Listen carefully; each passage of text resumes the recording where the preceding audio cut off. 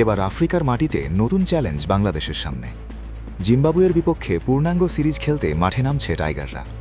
Test, one day আর টি-20 মিলিয়ে দীর্ঘ এই সফরে নিজেদের শক্তি আর আত্মবিশ্বাসের প্রমাণ দিতে প্রস্তুত বাংলাদেশ দল।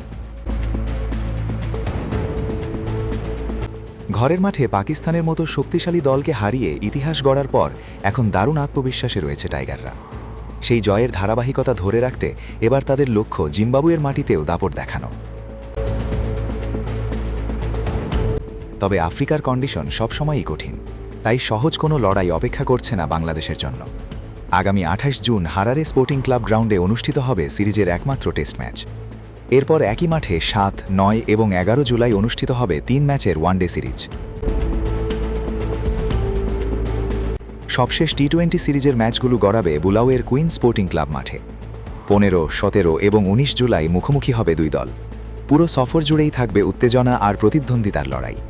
সবশেষ 2024 সালে দুই দলের টেস্ট সিরিজ ড্র হয়েছিল 1-1 সমতায়, আর 2022 সালে নিজেদের মাঠে বাংলাদেশকে ওয়ানডে ও টি-20 সিরিজে হারিয়েছিল জিম্বাবুয়ে।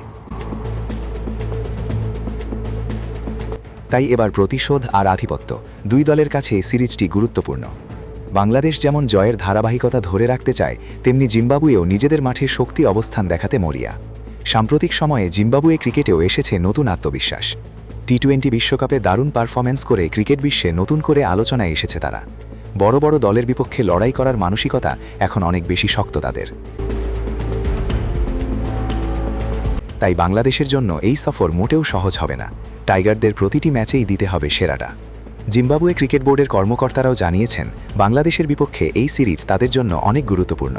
দীর্ঘদিন পর ঘরের মাঠে বড় সিরিজ আয়োজন করতে পেরে উচ্ছ্বসিত দেশটির ক্রিকেট সমর্থকেরা। আর সেই উত্তেজনার মাঝেই মাঠে গড়াবে বাংলাদেশ বনাম জিম্বাবুয়ের নতুন লড়াই। জুন ও জুলাই জুড়ে আফ্রিকার মাটিতে জমে উঠবে ক্রিকেট যুদ্ধ। একটি টেস্ট, 3টি ওয়ানডে আর 3টি টি-20 ম্যাচ নিয়ে সাজানো এই সিরিজে এখন সবার চোখ টাইগারদের দিকে। পাকিস্তান সিরিজের আত্মবিশ্বাস নিয়ে বাংলাদেশ কি জিম্বাবুয়ের মাটিতেও গর্জে উঠতে পারবে, নাকি ঘরের মাঠে জবাব দেবে জিম্বাবুয়ে? সেটাই এখন দেখার অপেক্ষা।